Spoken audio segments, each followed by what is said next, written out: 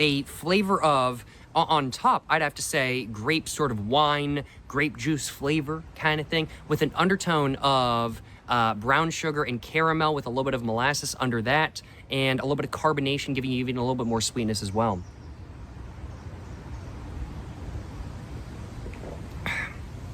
So what I'm left with is very much that of, yeah, I'd have to say like a sweet grape wine flavor with undertones of like brown sugar, molasses, and caramel kind of thing. That's very much the flavor I'm getting, I'll acknowledge. Of course, with some other very minor things going on as well that are individual to this being American Coca-Cola, like high fructose corn syrup. I'm definitely getting a little bit of a high fructose corn syrup flavor in there, which you might not get if you're getting Coca-Cola from anywhere else in the world. And the wine, of course, it's its own wine. I'm getting some distinct flavors from those as well. But the distinct flavors, quote unquote, that I'm referring to, they aren't really all that distinct in this drink. They're really just distinct when you drink them on their own. And most of the undertone flavors, pretty much all of them, honestly, really do get covered up pretty much entirely by the taste of either the Coca-Cola or the wine. It happens on both sides, and really only the main prominent flavors really shine through.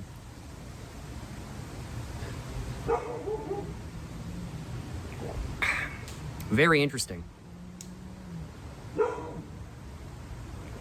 Super easy to drink. Super easy to drink. Like for me, wine, I'll acknowledge, it's not insanely hard to drink by any means.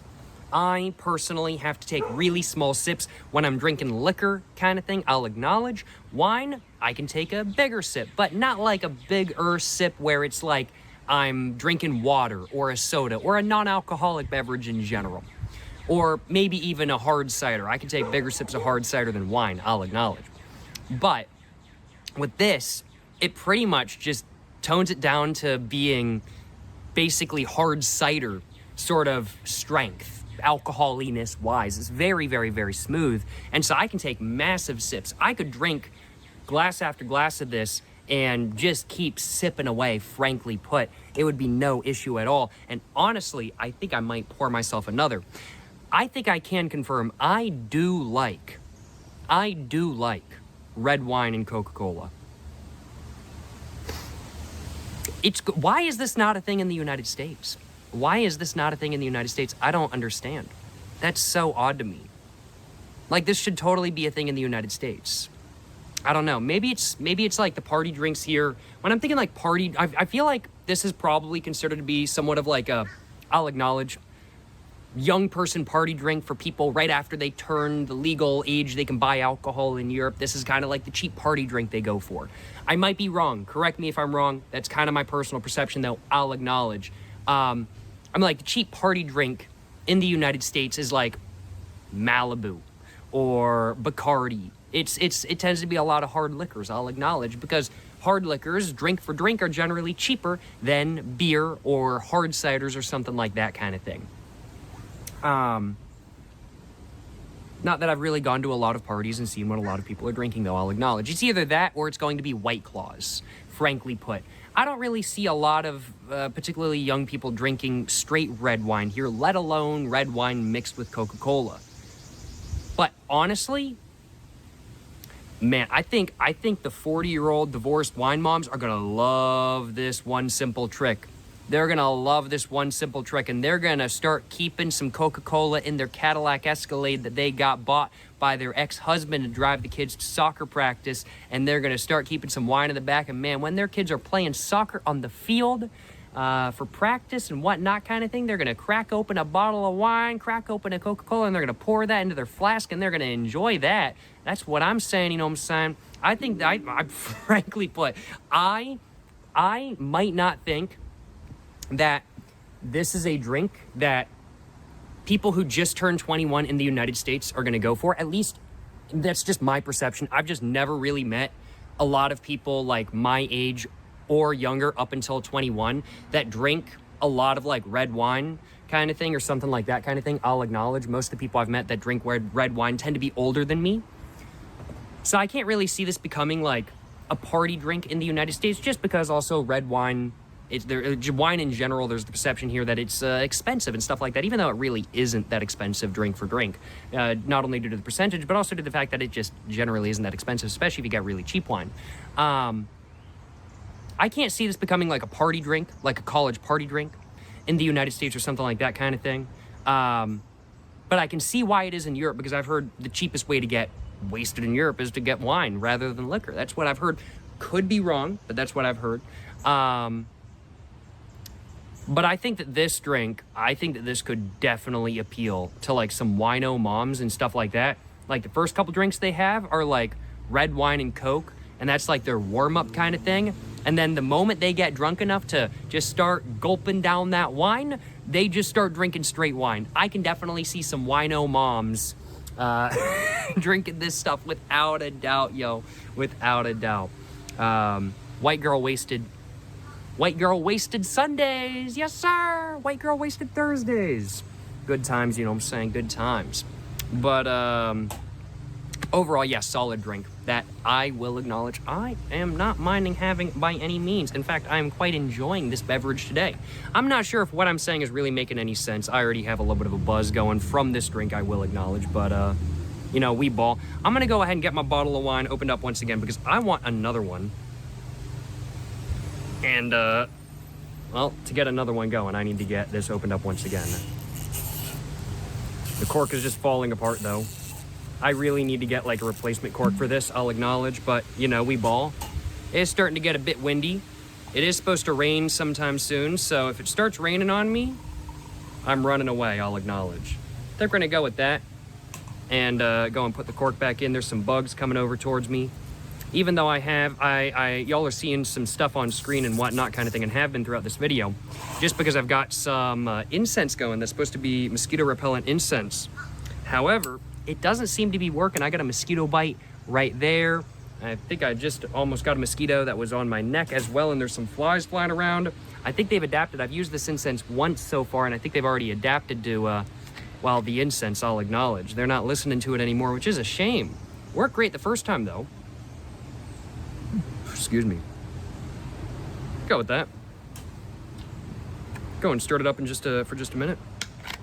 But yeah, I will acknowledge, I think it's really interesting that this beverage is not a thing in the United States. Red wine and Coca-Cola, I've never seen anybody have one of these in the United States. I've never heard anybody having one of these in the United States. It's something that maybe people tried, but they never really had ever again. This is something I can actually see myself drinking again. Like playing some Counter-Strike, drinking a red wine and Coca-Cola. I can see myself absolutely doing this again.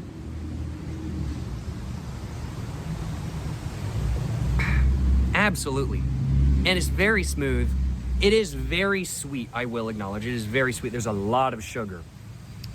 But yeah, I'm just surprised. I really am surprised. And I'm just trying to think through why this drink might not be popular in the United States.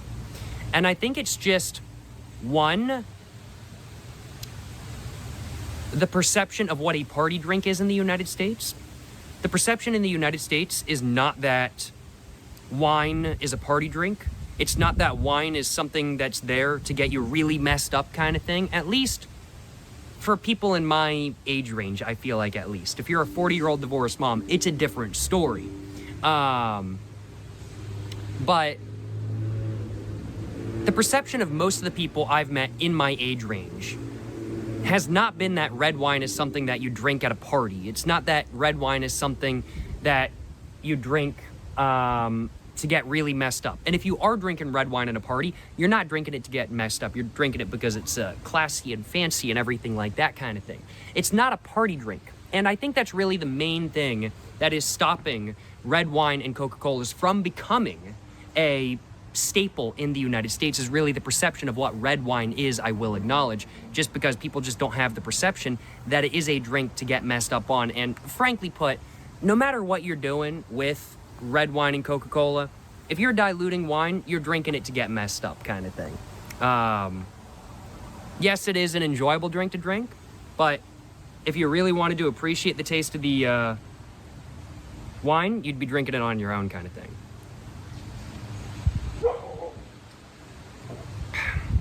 As I said, I don't know if what I'm saying is really making any sense, because I got a buzz going. I had a buzz going like halfway through the first drink, I'm not gonna lie. But overall, I think I can confirm red wine and Coca-Colas are pretty dang good. I quite like them. Let me just put it that way. And while I do think I know why they're not popular in the United States, I definitely do think with a small change in perception, which is red wine being considered a cheap drink to get messed up on, then I think that this could very well become a popular drink in the United States without a doubt. And I see why this is a popular drink over in Europe. The grape taste mixing with the taste of like caramel and brown sugar molasses with a little bit of high fructose corn syrup, it's actually like, it's a pairing I wouldn't have thought would be good, but it is. Some solid stuff. I gotta grab myself a thumbnail for the video. I almost forgot. I should have done it when the bottle was a bit more full, but wee ball, you know what I'm saying? Wee ball, let's grab a thumbnail for the video real quick.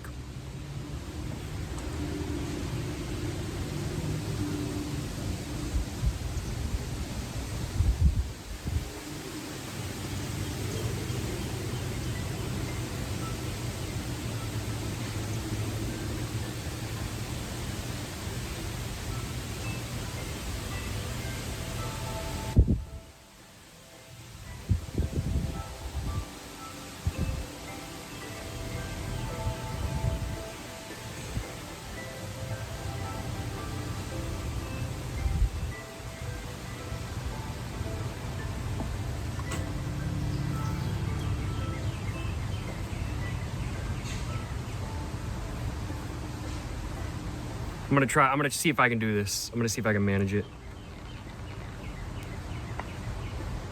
Oh!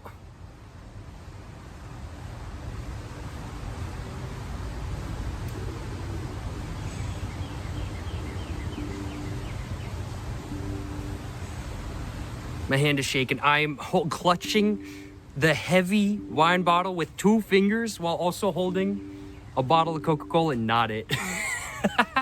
Not it, I will acknowledge.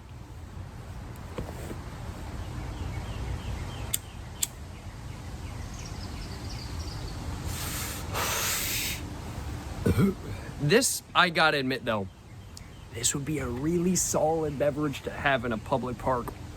Because I mean, like, popping wine on the grass in the public park kind of thing. You're looking fancy. And then you pour yourself some Coca-Cola in the glass. You're looking fancy. You're looking like you're drinking wine at the public park. Big baller moves. And then you're getting a little bit of Coca-Cola on top, so you're getting that Coca-Cola going on as well. This would be a great day drinking at the park drink. I'm not gonna lie.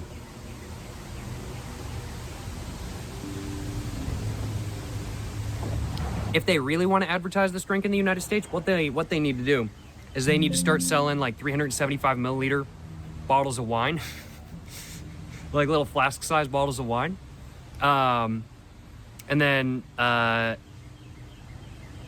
you just need to have like little folding wine glasses. No. They need to start selling wine glass cases that people can put in like bags, and then just people can pick up Coca-Cola and boom, there you go. Or, you know, you could just drink half the bottle of wine and then just pour Coca-Cola in the rest of it.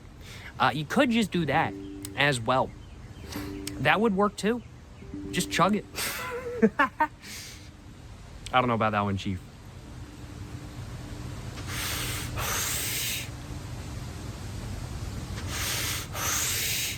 I gotta admit though, red wine gets me buzzed.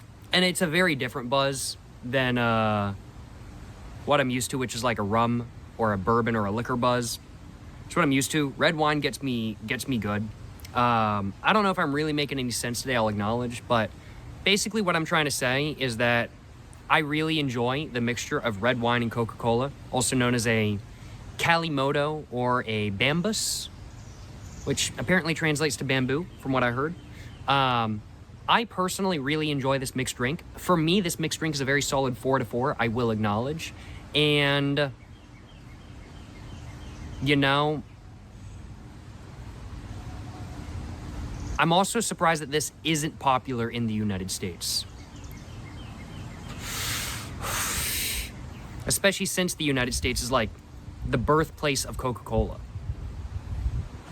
So I'm really surprised that this is not a popular drink in the United States, in all honesty. But as I've been talking about throughout this video, I think it kind of makes sense because cheap red wine is considered to be a party drink in Europe. So mixing it with Coca-Cola just makes sense. It's like in the United States. Rum is considered Malibu rum and Bacardi and stuff like that, like not high-tier rum. But cheap rum is considered to be a party drink in the United States, just like cheap red wine is in Europe. And people mix Coca-Cola with cheap rum all the time. If red wine was cheaper than rum, drink to drink, in the United States, then I think this would definitely become a party drink, and I think it's really as simple as that. I see why this is a party drink in Europe. That's my perception, at least. I could be wrong. It might not be a party drink. I think it is, though. I feel like I remember hearing about that. But I feel like this could definitely become popular in the United States if the perception of red wine changed and if the pricing of either liquor or red wine changed as well.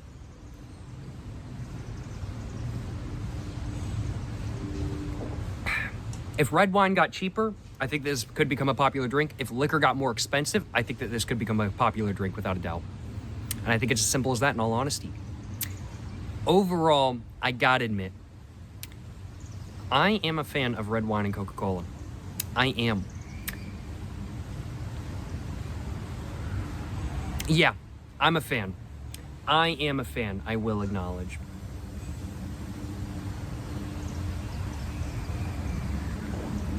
It is absolutely a drink. I'm going to be having more in the future. And, you know, I think it would be interesting to try to figure out what the best red wine with a Coca-Cola is as well. The Juan Gil Monastrell Silver Label from 2020, I feel like is pretty solid with Coca-Cola. I feel like it's pretty solid with Coca-Cola, I'll acknowledge. Like, I got no complaints on my behalf. But I figure there is probably a better red wine out there. Well, if I'm ever in Europe, I'm gonna have to try doing this drink the Euro way. So how do I make this drink the Euro way? I mean, like, of course, I'm using like a $12 to $13 bottle of wine. I'm using American Coca-Cola. I figure over in Europe, y'all are using European Coca-Cola or some like local brand of just cola kind of thing, with probably the cheapest or second cheapest red wine available. I don't know anything for sure. For all I know, maybe it's something where a nicer red wine is used. As said, I definitely do think the quality of the wine used in this drink affects the enjoyability of it, without a doubt. With rum and Coke, you can kind of get away with using low-quality rum, bad rum, in a rum and Coke, because if you pour enough Coke over top, you're all good. This is a different story. You're doing a 1-to-1 ratio.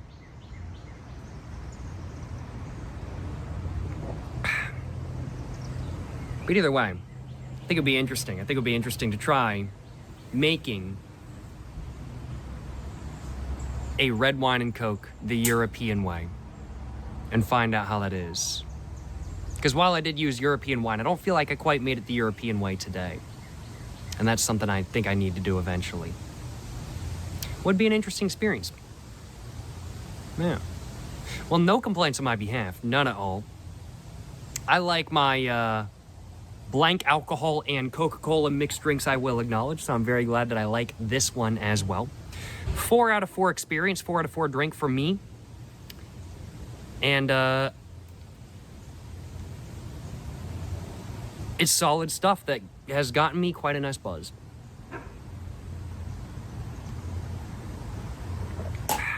Certainly no complaints on my behalf. Well, I hope what I said during today's video made sense. Not sure if it really did, but I will find out while I'm editing. I think that's just about all I wanted to say about today's video. Glad to have spoken about what I think of the red wine and Coca-Cola mixed drink that I tried for the very first time today. As I'm sure is obvious, I'm a fan, I will acknowledge. And it was definitely very interesting to chat about why I think this isn't really a thing in the United States as well. It might be a thing in one region of the United States I've never been to, but it's certainly not a thing in my космонавтики является создание и эксплуатация долговременных пилотируемых орбитальных станций. Одним из шагов к этому стала известная советская станция «Салют».